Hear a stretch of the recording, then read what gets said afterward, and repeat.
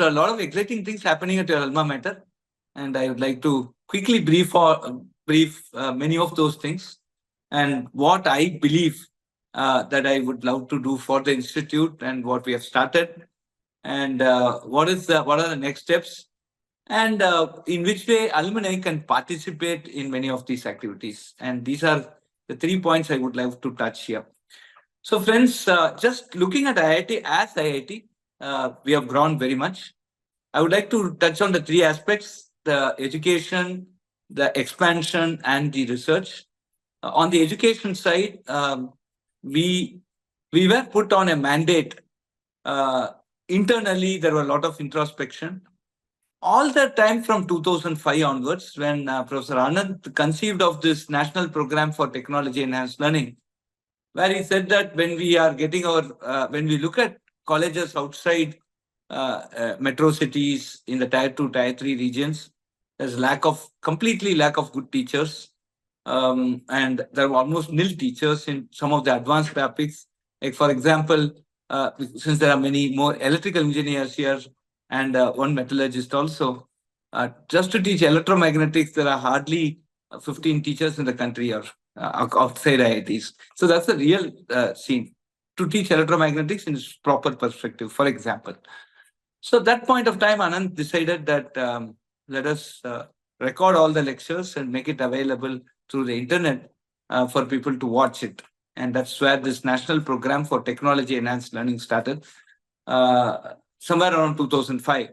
Uh, when COVID struck, it actually became one of the go-to place for clarification of many doubts for all the students who did not have access to colleges, leave alone. Even with physical presence, they had a lot of issues, and now there was no physical presence also.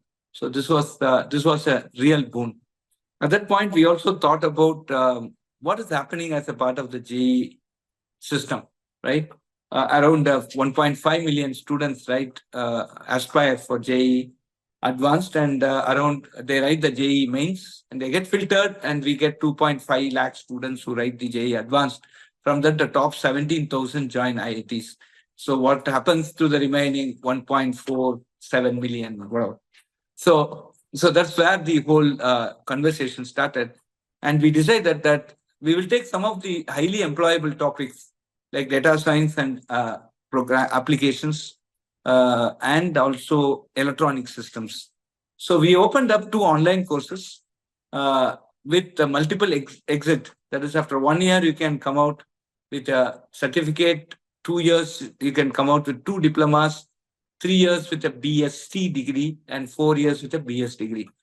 And since there's no cap on the number of seats, and also no cap on the age, people can come. Anybody can come and join.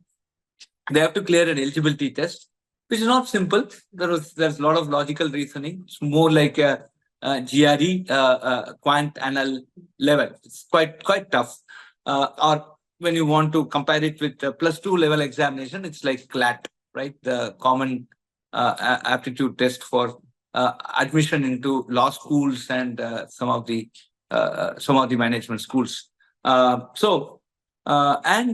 we said can be online, and so that essentially democratized the entire landscape. So we have now 27,000 students who are enrolled into these programs.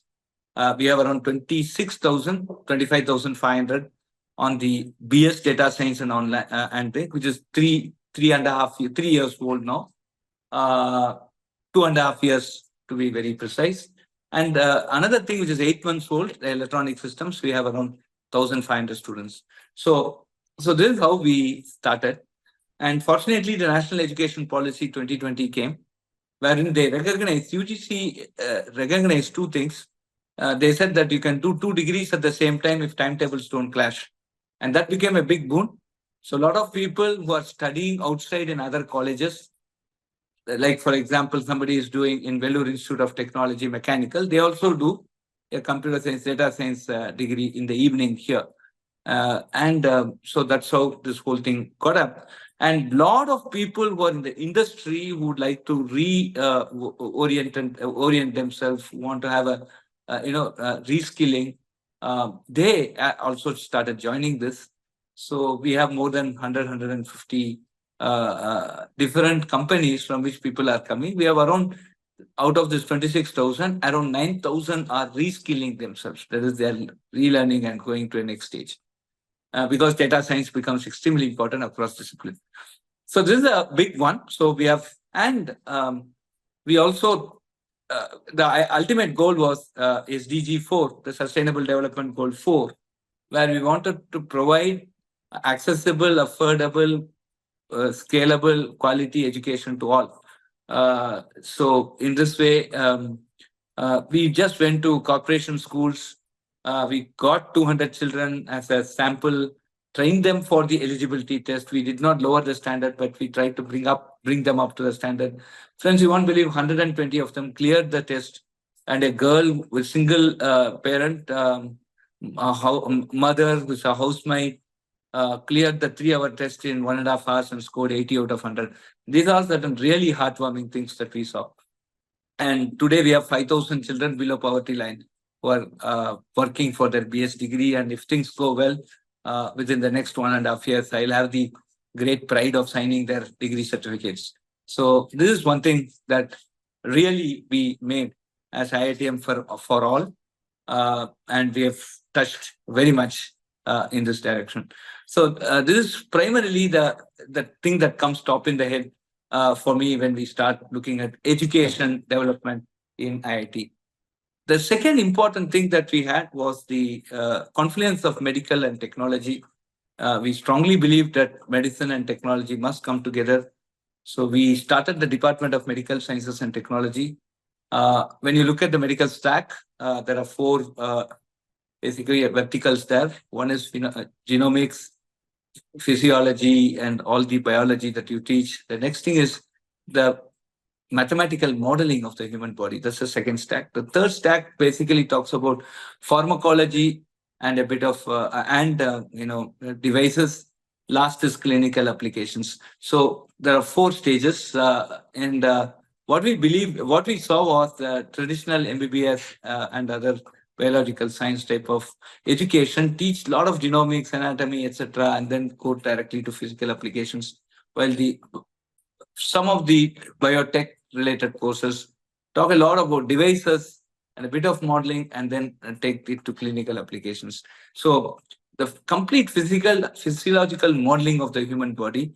Typically, there's a book called Virtual You. I love everyone to read that book, where we create a human clone, a digital clone of a human being from a medical perspective.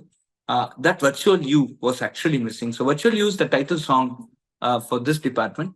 And we have now started a BS, Bachelor of Science in Medical Sciences and Engineering, and we admit through the ISER aptitude test. Okay, so that's the ISER aptitude test. Top 10% of every board, those students write this examination, and on the top 100, 22 of them joined IIT Madras in the BS. We had 30 seats, and top 22 of them came from the top 100 within the rank list of the ISER aptitude test.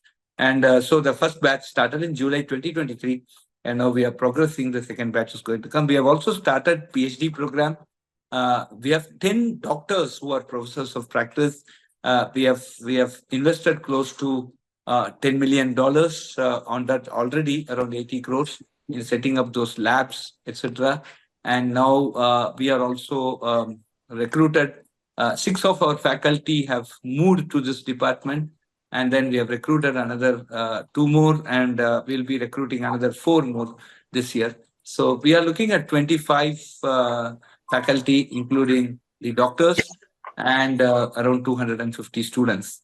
120 at the undergraduate and 130 students in the PhD. We also started this MD PhD program where doctors have joined, and they are now going to do a PhD in the department. So these are some of the very interesting things that that has happened in the Department of Medical Sciences and Technology. Needless to tell that there are other interesting research work and entrepreneurship innovation that's happening, which I'll cover in the next part when I'm touching those in the area of health technology. Yes, there's a HTIC and brain research, which I will talk about very shortly.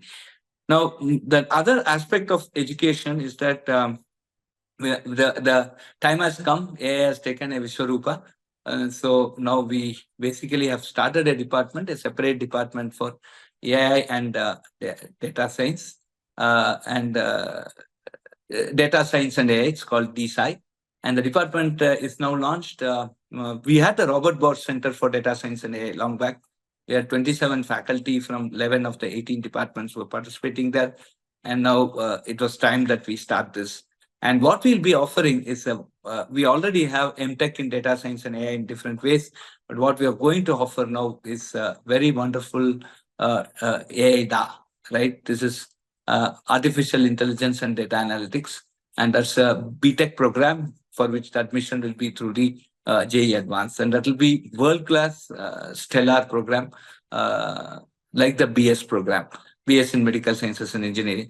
Friends, we also have some very big international advisory committee for the Medical Sciences and Engineering. Brian Kobilka, who's the 2012 Nobel Prize winner. He's chairing the International Advisory Committee. I'm also very happy to tell you that July 19, 2024 is our next convocation, and here Brian Kobilka will be the chief guest. The Nobel laureate will be the chief guest, and I love that many of you, if you are going to travel to India in July, please make it a point to come on July 19th. It will be a wonderful experience for you here. And next coming to the next part, after AI and data analytics, which we have taken up now, I'm very happy that Wadhwani, one of our alumnus, has contributed 105 crores, 115 crores, which is as on date close to around $18 million for that. And that's also in a very big way. The school has a very large endowment. So the HOD, Professor Ravindran, is the richest HOD probably in India, with it's around 5 crores, with $1 million endowment return every year for his expenditure to run the department. So that is that's about AI and data analytics. On the other important activity that we have taken as a part of the education, friends, we have long back, Professor Bhaskar actually decided that we should have 40% of the electives as open electives. So it's enough that if we study 60% on our karma degree that is bestowed on us through our JE rank. So the remaining 40%, we can do whatever we want, whatever we feel comfortable. And so we introduced what we call as interdisciplinary dual degree programs. We have 15 of them. And as per our strategic plan, we are committed to 20 of them in the next 5 years. So we have now already 15. So this all ranges from cyber physical systems to energy systems, additive manufacturing, quantum technologies. Like that, it goes on, data science, and we do have a very interesting course on MA in public policy. So you can be a BTech in civil engineering and an MA in public policy, which is very, very necessary for central government recruitment, especially civil services recruitment, specifically handling at least 5 ministries related to infrastructure development. So that's a feel of what type of students that this particular 40% open elective can enable to generate, right? So the second thing is we also have quantitative finance, etc. So it's all going very nicely. So student need not worry. We are now removing branch change. Branch change is becoming an unnecessary tension for students. Students can do whatever they want, whatever they are bestowed with because of the JE rank to start with. But at the end of 2 years, they now have a very clear path where they can basically now go and start doing this dual degree program. So at the end of 5 years, they can basically get a dual degree in their chosen, in their field of interest, and of course the karma degree as bestowed by the JE advanced rank. So this is something that we have enabled, and that has got a lot of we actually see more than 45% of the students opting for this dual degree. We have cancelled dual degree at the initial stage. So every admission is for a BTech, and after 2 semesters, 4 semesters, they decide to go to the dual degree. They use that 40% open credit to do that courses, and they spend one more extra year to complete the MTech. So this is something that we have enabled, and specifically for the quantitative finance. I'm very happy to tell you, one of the alumni, actually, I had no clue, but people said quantitative finance is extremely important. So when we just floated in the alumni list, the one person from two people from Singapore, our own alumnus, being there, immediately came out with a stellar syllabus, which we are now teaching, and it's going fine. So there was alumni participation. First time alumni has actually participated in framing the syllabus of a particular course. Right. So these are very interesting things, and this also helped us to explore things quite very nice. For example, when we looked at the BS Medical Sciences and Engineering, we did find one electrical, very old alumnus of us, not old in the sense around 80s, when he completed, Sadanand Venkat, and he's actually an electrical engineer BTech from IIT Madras, and yeah, and a practicing neurosurgeon in US. Okay, so that's a real example of a doctor, an engineer turned doctor, and so we have started. So he came and helped us in framing that syllabus. So alumni involvement in the academic activities, we are seeing it in a very big way. Another example I could give is this AquaMap was one of the water conservation project where Parasu and a lot of other people are taking keen interest in pushing this in a very big way. So these are some examples that I could state here on alumni involvement in our academic activities. The next important thing that happened in the area of education is that we are the first ever IIT to open a first ever international campus, and that too in East Africa, in Zanzibar, with the first ever woman director in charge there, Professor Preeti Agalliam from Chemical Engineering. And that was actually a very big one. And friends, it also happened that within we were able to, from the date where I had a discussion with our Honorable Minister of Education, Dharmendra Pradhan, at his office in Delhi of this international campus, to the date where the Honorable External Affairs Minister, Mr. Jaishankar, went and signed the MOU on our behalf at Zanzibar, the overall duration was only 6 months. And then we had 1.5 months where we announced the course, and it's all up. We started on October 24, 2023. The courses started, and so BS in Data Science and AI and an MTech in Data Science and AI. And that has started up, and it's going on in a very, very big way. So this last year, we admitted around 50 students, half of them 50% from India and 50% from Africa and other nations. And this year, we will be admitting another 100 students, so that we'll make the total into 150 students in the first 2 years of our existence. We are planning to open a course on infrastructure engineering. So the BTech there will not be traditional BTechs like mechanical, civil, etc. It will be more interdisciplinary as the world needs today. So the other interesting thing that happened in the area of education is that we are very happy to announce you that we are the first ever IIT to open up something called sports quota in the JEE admissions. Friends, I had a tragedy at IIT Madras. We had 5 suicides in 6 months, which actually completely was unacceptable, and we did not know the reason. And one of the things, so we started a lot of happiness initiative. I'll talk about it as we proceed here. But when I started looking at seriously on what is happening from a medical perspective, I found that around 60% of these kids do not have sufficient vitamin D. And vitamin D, lack of vitamin D, many psychologists told me that vitamin D is one which stabilizes your mind, and that can create these type of intentions. So we really got panicked, and at that point, when I went a little more deeper to understand why vitamin D is not there, I found this many of these kids have not seen something called a playground for the last 4 or 5 years. And that really made the whole thing very bad. And I also started feeling that since we are conducting this year, I'm the organizing chairman for whatever the organizing the chairman for the joint admission board for JE Advanced.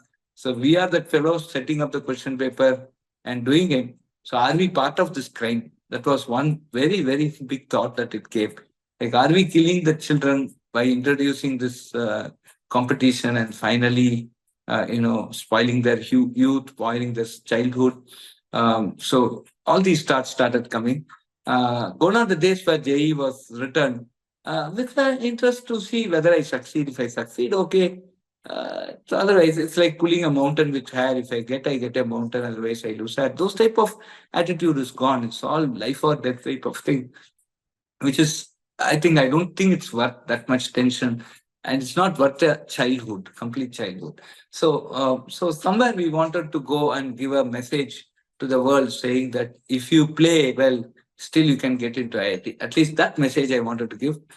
So with a lot of oppositions outside IIT from other IITs, I got a lot of opposition. Almost none of them agreed to this, but somehow we were able to convince. And this year I've announced it. I don't know how many people will come. We were late in announcing it, but we did announce it. Wherein somebody who has got any gold medal or bronze medal or any medal in the in a national competition, and or they have participated in an international competition. Just participation is enough. Then they should be in the common rank list. The common rank list is around 50,000 people are ranked in the JE Advanced. They should be in that rank list. So there are several rank lists. There's one general rank list. There's an OBC rank list, SC rank list, ST rank list, PD rank list, EWS rank list. So many rank lists are there. So they should be in one of these rank lists. Then they get so then I calculated. So to get into computer science, the last person in the general category is that you need to score something like out of 360, you need to score around 240 or 250. 275 was the cutoff for last year's computer science entry. To be in the common rank list, you should get 95. So if somebody gets into the common rank list at 95 and in the sports quota, so they get this rebate of around 160 marks, which is quite significant because they can get into computer science. We are introducing 2 seats per course. So we have 16 BTech programs and 15 BTech programs and 1 BS program. And so there'll be 2 seats, one for general, gender neutral, and one for girls. So we are now introduced 32 supernumerary seats. So this playing well essentially can contribute to 60% of the JE preparation. So this is how I've modeled it. So this is one message we have given so that people who play also, and I believe that playing, especially these type of competitions or this type of cricket or whatever, it gives a balanced mind that you are subjected to instantaneous. Just a minute.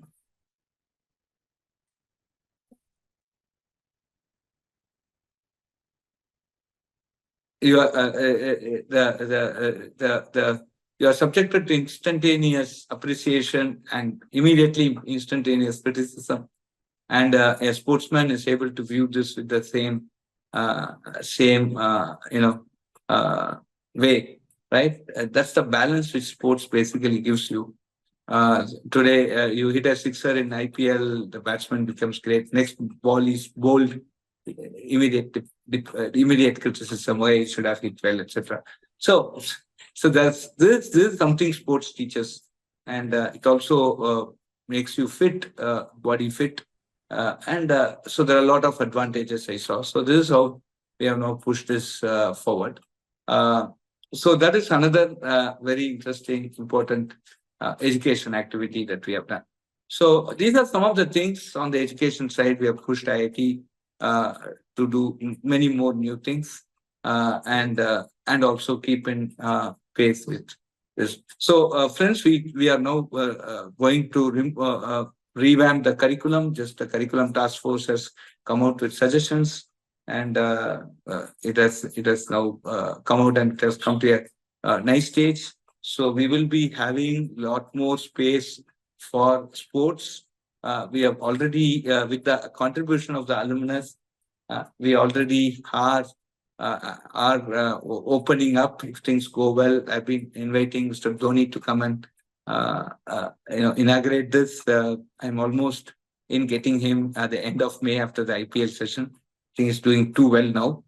So to come there and basically inaugurate our stadium, our sports complex, a world-class sports complex. Again, thanks to alumnus, we got around $4.5 million, and they have promised another $4 million to take it forward. So this is one part. The second important part is we have introduced a lot of sports-related electives, recreation-related electives. So last but one day, Master Ilayaraja came, and we are opening up an Maestro Ilayaraja Center of Excellence in Indian Music. We have recruited people with music knowledge in music as a part of the humanities department, and we have many faculty who are basically practicing musicians in other departments, and a lot of people who understand the science of instruments, etc. So we want to bring in a very, very robust music technology related curriculum, which will be, and overall that can be even potentially a MTech in music technology, which is quite vibrant now. So these are some, and one of my wish in the education sector is to introduce what we call as culture quota, like how we have sports quota. We'll also have culture quota, where again the same mode, but then there should be a graded artist of All India Radio. Many kids today become a B grade or a B high grade of All India Radio. And this is the overall thing today. So this is on the education side. Now, let me just touch one more aspect before another aspect of what we are doing with research. On the research side, friends, we have been, of course, we are doing extremely well in sense that we have brought in interdisciplinary culture. We have been made an institute of eminence, which essentially gave us around $125 million from the government over a period of 5 years. And we are in the last year. And what we have done is that we invited proposals where it is interdisciplinary in nature, and it should be on the critical emerging technologies.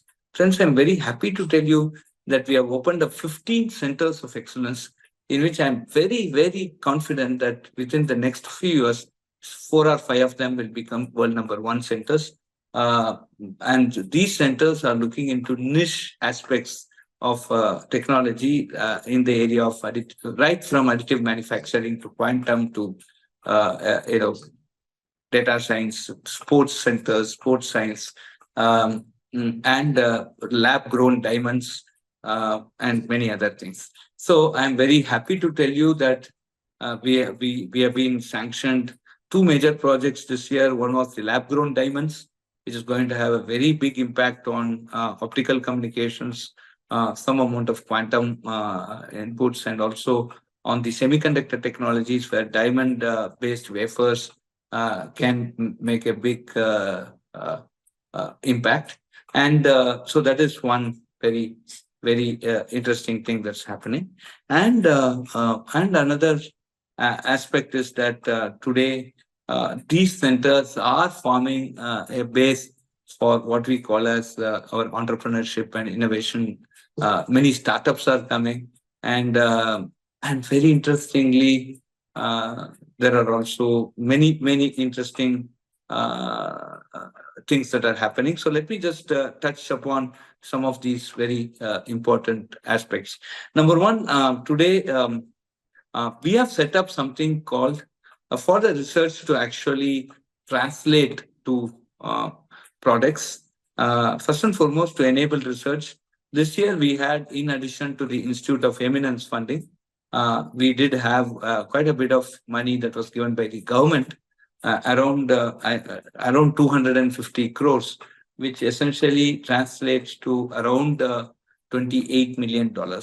So $28 million was pumped in, and each department, at least four departments, we pumped in close to $6 million each. Around $24 million were pumped into each of these departments to basically enable their undergraduate labs and enable many things as a part of their things, right? So enable to get more equipments and other things. So this basically has improved the overall research atmosphere in the departments. In addition, what we have done, one of the major campaign that we did was patenting. If India, the Vikshit Bharat 2047, as Prime Minister Modi wants us to become, a very, very noble thought. It's very important that we protect our ideas. So when I was the Associate Dean in 2018-2019 framework, I introduced something called a Patent a Day scheme. So we should get around 365 patents every year filed. And this year being a leap year, I was saying we should get 366. Friends, I'm very happy to tell you, we have filed close to 410 intellectual properties this year, just this financial year, ending on March 31st, 2024. And I'm also happy to tell you that 419 patents have been granted that have come to the Institute. And we have done around $1.5 million, $1.5 million worth technology transfer this year. And I'm sure that over a period of time, a lot more technology transfer will happen. Now, given this, we really are pushing our kids to become employers rather than employees. The josh of saying 1.5 crore job, 2 crore job, that's gone. So everybody is getting, and people need not find it something very lucrative. So I've been pushing on saying that November 1st, 2025, when the placement starts, not the next placement, next to next placement, I have told the kids that please give me the pride of announcing that 20% of my graduating class are already CTOs, right? And they are all found startups. So this is the message that we want to give on November 1, 2025. That's the target I've set. So given this, friends, I'm started working very hard for that. So we have established something called innovation and entrepreneurship stack in the institute. So we have something called the E-cell, the entrepreneurship cell, that goes and identifies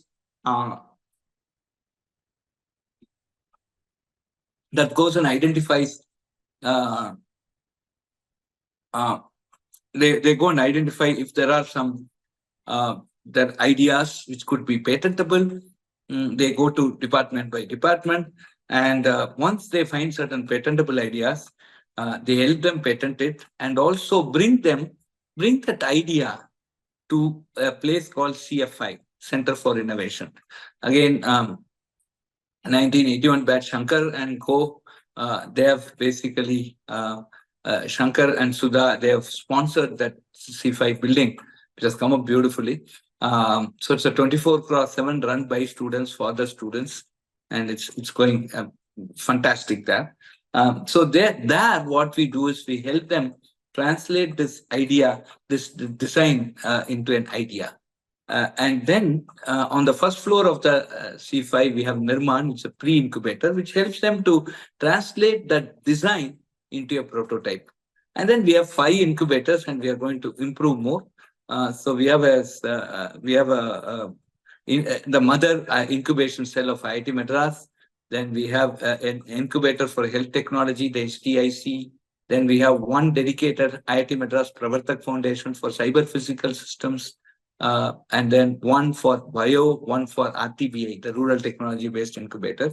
So we have these 5 incubators, and then, of course, the Desh Deshpande Center. these incubators help these prototypes to get into a startup mode, and these startup companies are mentored by the. In the third floor, we have the Gopal Krishnan Deshpande Center, the GDC, which mentors them to become successful startups. So, friends, this year we have actually signed up for 100 startups. We are planning to get 100 startups by the end of this academic session, which is on June 2024. But I strongly believe we'll land up with at least 50 of them. Our target was 100, but at least 50 will come this time.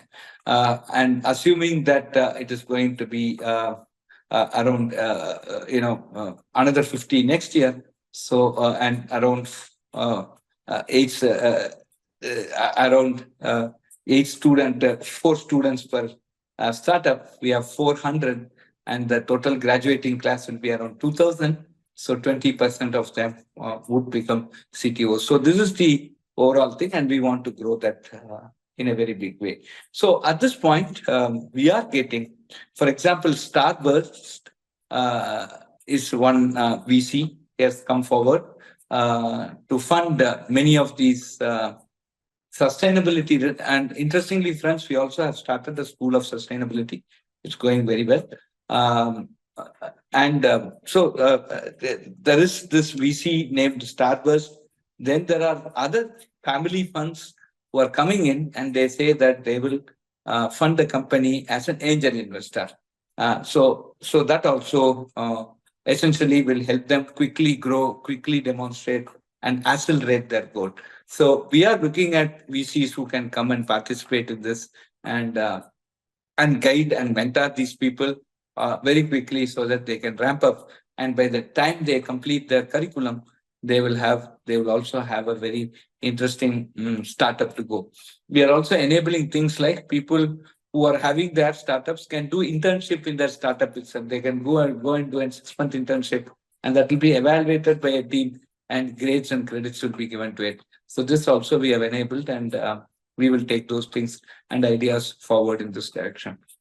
Okay, now, so we on the positive side of what has happened with our startups. What has happened with our startups? There is a very interesting thing. Our Agnicool, it was to launch last week the first rocket, which is first 3D printed rocket with semi-cryogenic fuel. With complete navigation and control. We were 132 seconds before the launch, but there was one electronics which was not functioning as expected, and so we aborted the launch. It's the first time a launch is aborted that close, because the ALS systems that are there as part of the automatic launch sequencing system, automatic launch systems. None of them actually abort at this time. So that means the ALS system is so robust that it actually started flagging certain things. So we have a very strong, robust system that is building around, and debugging is happening of why it happened. And I'm sure within the next couple of weeks, the launch will happen. If that launch happens, the moment it's going to happen, that's going to be a big rocket boost for IIT Madras itself, because that's a company which we have incubated and we are taking forward. Similarly, we have the major Hyperloop project. We have a 492 meters test track. Friends, we have given a campus 25 kilometers away from IIT Madras, where we have 250 acres of land, where we are setting up this. Agnicool is a place, 30 acres, because they are doing all the tests. The complete rocket fuel is there, and it's a very, very intricate thing. We have a very big 4.5 acres port center where we can simulate the ocean. We can actually make a small ship go inside it, and that's also in place. We have the E-plane, which is a 50-kilometer unmanned 2-seater, unmanned 4-seater, and a cargo flight. 3 types of planes are being done there. And so many projects are coming up there, high pressure testing, and so many things are part of this. We call that campus as Discovery Campus. And if things go well in Pondicherry, we will be opening up another 100 acres of land. where we'll be opening up an IITM International Research Park, and that's something that's going to come up in a very, very big way in Pondicherry. So these are some of the good news that I have. Of course, Aether Energy, Guvi, and Medibuddy. Medibuddy, we invested around 3,000 rupees, and they gave back an equity of 14.5 crores. Guvi gave another 4 crores as an exit. So these are startups that have exited from us. Of course, we have still Aether Energy yet to exit, and things are going very well in this. So this is all about innovation and entrepreneurship, and we are committed to make more and more startup companies come up, especially health technology. We see a lot of startups getting incubated at HTIC, and with the Department of Medical Science and Technology in place, things are going to grow. Another most important project that I thought I should mention to all of you, which is making us very proud, is the Brain Research Center. It is funded by the PSA's office and Chris Gopalakrishnan.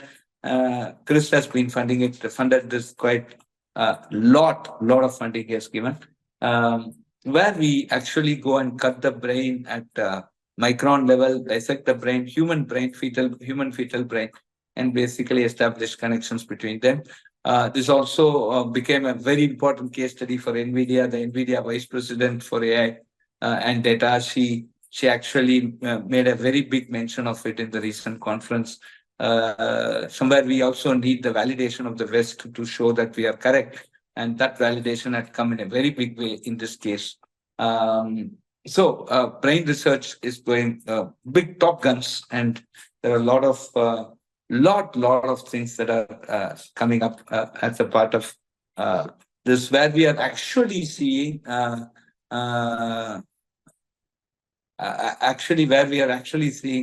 quite a bit amount of traction, which is coming up in a very big way there in brain research, wherein we are now being approved by the West and other countries that they would like to collaborate. Normally, this would be opposite, and that is to be opposite. But now this is in our favor, so advantage India in this aspect. So that way, the Brain Center is becoming internationally a big node for increased perception of IIT Madras in the global community.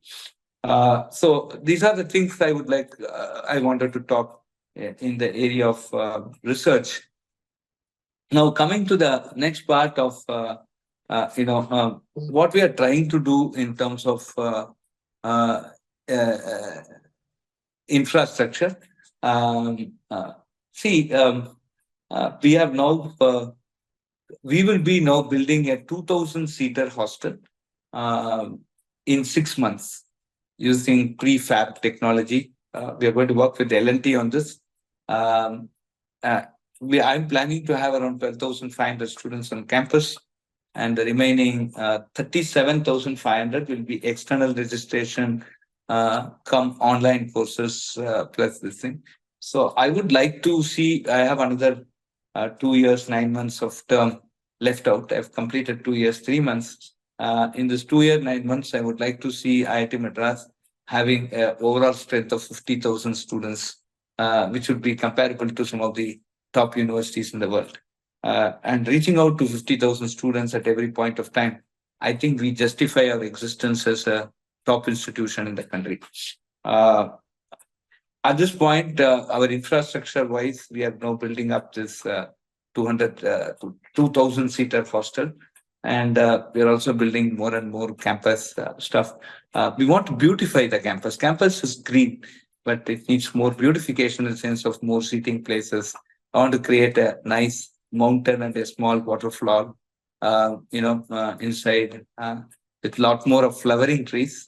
We have a lot of banyan trees and other things, but more flowering trees, and something which deers and black bucks.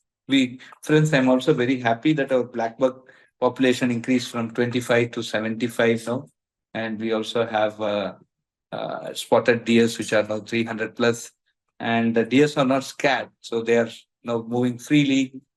They come. Of course, the monkey population has increased also significantly. Last week we did have the pleasure of viewing on peahen and a peacock which has come to the campus, and I hope we'll get more peacocks and peahens. But a lot of birds, around 200 plus migratory birds. Our lake is full.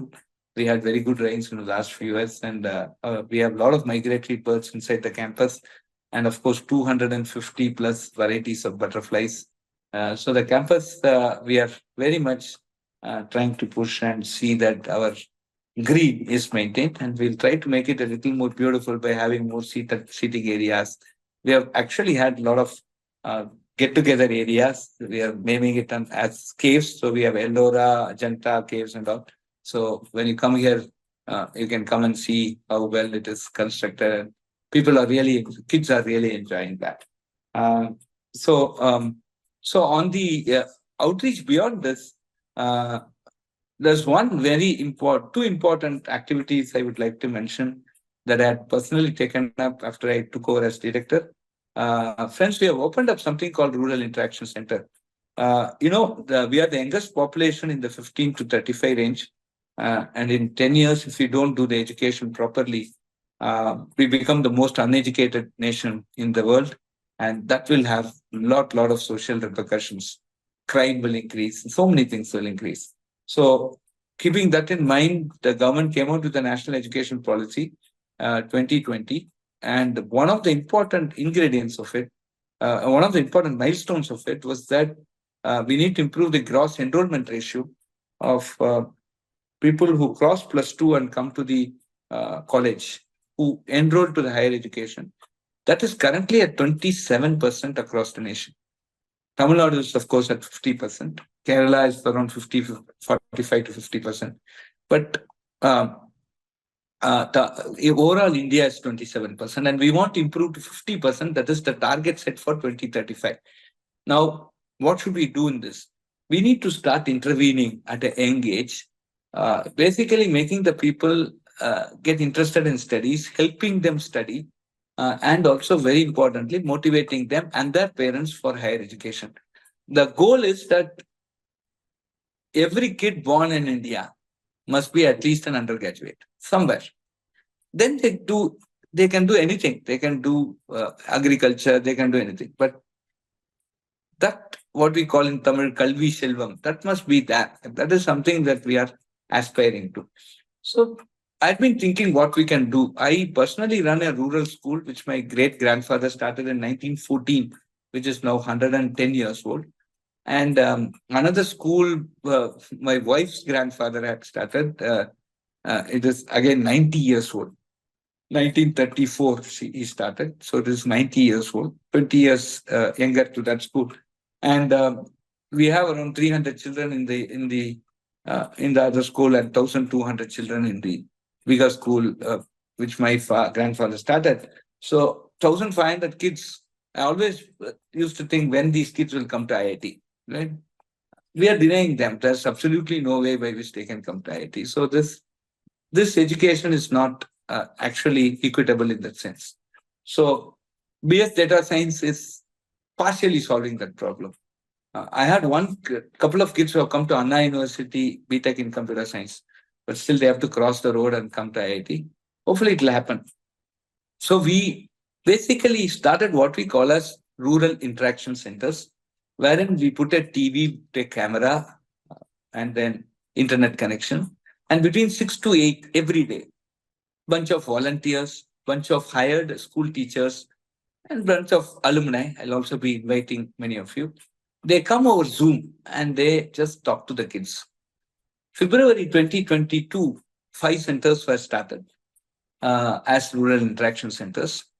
And friends, around March first week, I got a call from one of the villagers saying, April is our exam in biology. We don't have a biology teacher. We are failing in biology. I'm getting 20 out of 100. Can you just help? So we hired a biology teacher from some of the good school here to help them out. And within 1.5 months, friends, just 1.5 months intervention, the 3 girl students who were scoring 20 out of 100 got 91 out of 100. And they joined Shastra University, one university in Tanjavur, for their biotech. So these are very heart feeling and really heartwarming. And we said, okay, this is something that we need to pursue from that time. Today, I'm very happy to tell you we have 260 centers, 100 in Varanasi, around 110 in Tamil Nadu, uh, around 10 in Northeast, uh, 10 in North Sri Lanka. Sri Lanka really wanted our help, and we have set up 10 of them in North Sri Lanka. And within the next another 3-4 months, we'll be scaling up to 500 centers. But my interest is to have around 200,000 centers in the country, and many IITs. Everybody would spend some time and go and take it up. So the question is, why Varanasi? So, friends, as a part of our national education policy, uh, but there is one thing on Ek Bharat, Shresth Bharat, where we want to take people from one part of India to the other part and introduce them to the other part. So one of the things that we decided was to do this Kashi Tamil Sangamam. We started last year, last but 1 year, where people from Tamil Nadu, different sects of people, like people who are academicians, who are professionals, who are businessmen, who are farmers, like that, some students, like that. We took a set of people to BHU, and then they were introduced to different parts of Varanasi and the culture. There were academic sessions there. So this was done. Prime Minister's idea was this, and then at that point, when we went to Kashi, we made a lot of friends there. And we floated this idea of RIC that we are doing in Tamil Nadu. Immediately, there was one Tamilian was responsible for it, who went from Tenkasi to Tenkasi to Kashi. And he's a Tamilian, but he cleared IAS and he went there. And he was a district collector, and he said, why don't you do something for our schools also? So they had all the infrastructure ready. They had TV, they had camera, they had people who can come and switch on, switch off, etc. So immediately we logged into the network very quickly, 100 schools, and phenomenal success. We are seeing these kids doing extremely well uh, in all these, in all the. So we also have micro assessments which do on a weekly basis, and we are seeing a very good growth. As our complexity increases, the marks is not decreasing, so that's a good sign. And it's going very well. I can talk about the RIC for hours together, but in the interest of time, let's just stop here. But this is a major project that we have taken. The second thing is on the critical emerging technologies.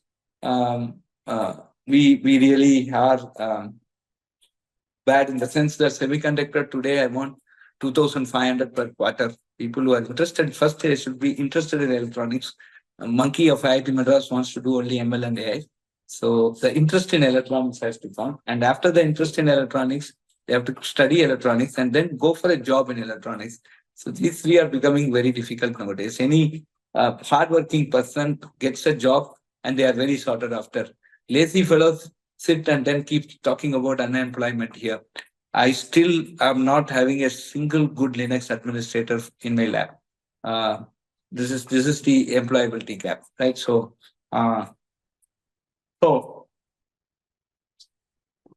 keeping all this thing in mind,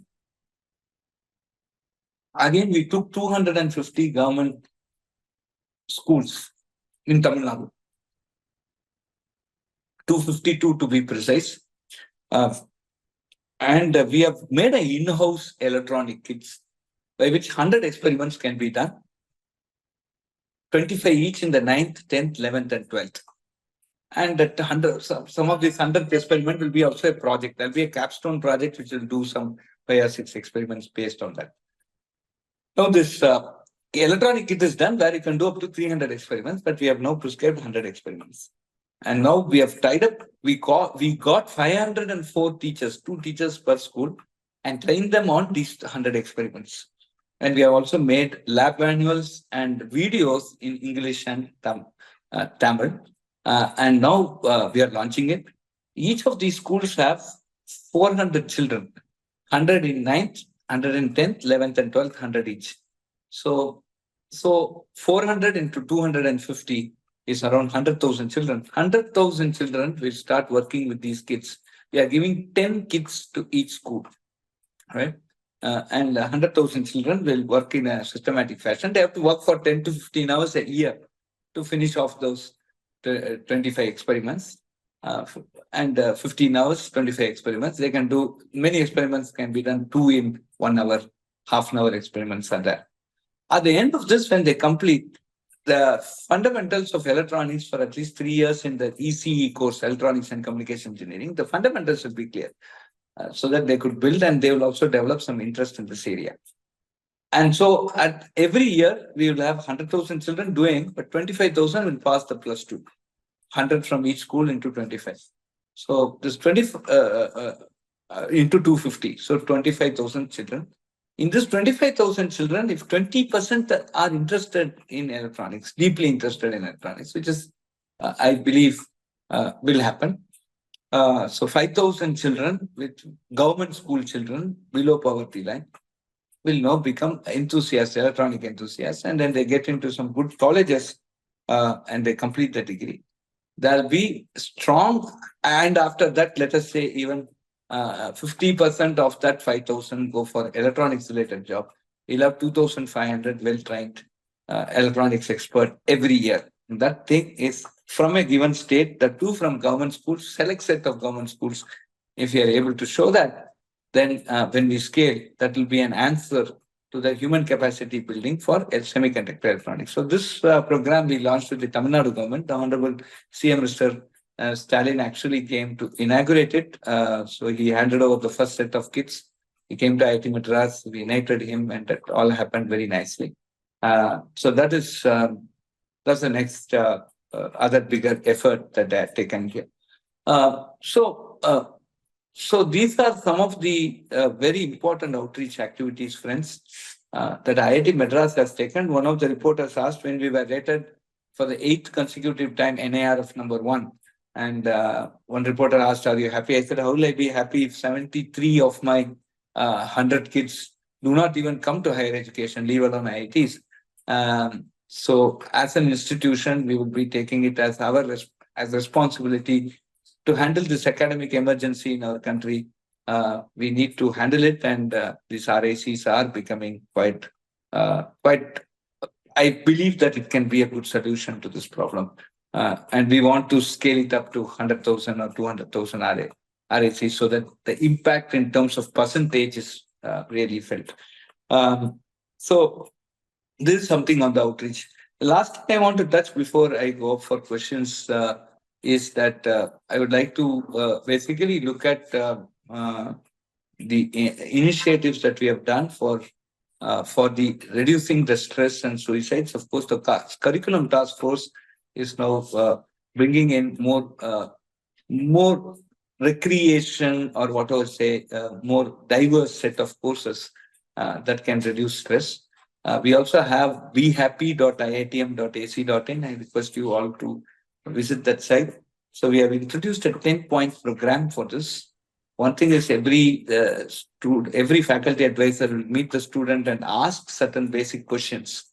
Right? Do you have any academic stress? Your neighbor in the hostel, does he or she has any academic stress, etc.? And then and note it down. And each of the faculty advisor will take the students for 1 day to dining in a mess within an institute. We have facilitated that. It will be free of cost, and so the mess food also will recover, and at the same time, the students will also meet the faculty. This is one thing that we have taken up, and the next thing is the student also submits on a confidential basis. We have a box in the directors in the admin block where they can come and drop letters where they are having certain things. They are feeling scared to complain, or they want to share. A lot of people are coming forward and putting those letters anonymous. It's kept very confidential. And I also act on it. My office, I have a separate, very confidential section that's acting on it. That has also brought down stress considerably. And the third thing is what we call as this reverse Kushal meeting, where the student actually submits a survey saying whether he or she is happy, and then whether he or she is facing any discrimination. If there's a discrimination, then immediately there's a committee which will quickly look into it and see what is wrong, and immediate action will be taken within 24 hours. Discrimination is something that we are taking up very seriously in the institute. There should be and there will be no discrimination against in terms of gender or caste or whatever be it. The next thing is that whether lab experiments, equipments are available or not. And if they have submitted something to the guide and the guide has not responded over several months, then what's happening to that? And these type of very confidential feedback we are taking. And friends, once we find that, we find some small communication gap between the faculty and students, we are able to resolve it very quickly, and we are seeing very positive results because of that. Then we have something called a listener network. Many alumni or listeners, they share the WhatsApp number and people will call them and basically talk to them. They will listen to this and probably offer some solutions. We have this yet another YARI program, which is yet another alumni relationship. There's an acronym for that. And YARI is something where alumni basically takes a bunch of students and mentors them. And that's also happening in a very big way. Then we also have this Mitra and Sati. Mitra is something that if you have any issues, there'll be some student who will come and help you. Sati is one which takes a lot of large programs and make people mingle with each other. So this also we are doing. Then we are doing a comprehensive mental health survey on a yearly basis, which will go talk to each student. And we have also have a very large counseling network. Every department on prescribed time on every day there'll be a counselor we are visiting. And then we have also enabled a counseling network in hostels. Plus, there is a wellness center, which is again funded by one of the alumni, where again there are some counselors seated. People will come there. They can put whatever queries they have, and immediately we'll give them some respite and stuff like that. So these are all things that we have kept in mind, and we are moving forward. And then we also are communicating with the with the parents, and we are asking them, did you talk to your kids in the last week? Is the kid happy? Please respond. So we are started sending WhatsApp messages and collecting feedback from the parents, whether they are in touch with them. And that's also very, very important. And so these are all some of the different programs that we have enabled, and we have a very stringent time-bound grievance redressal methodology. And so all these things are there. You can go and visit the behappy.iitm.ac.in, and we are putting our best effort, friends, to see that the campus remains happy, and there is nothing untoward that could happen there. There should not be any loss of life. Post-COVID, there were other challenges in terms of getting together, facing competition, and so many things which the students were really stuck, and so slowly we are coming out of it. So these are some of the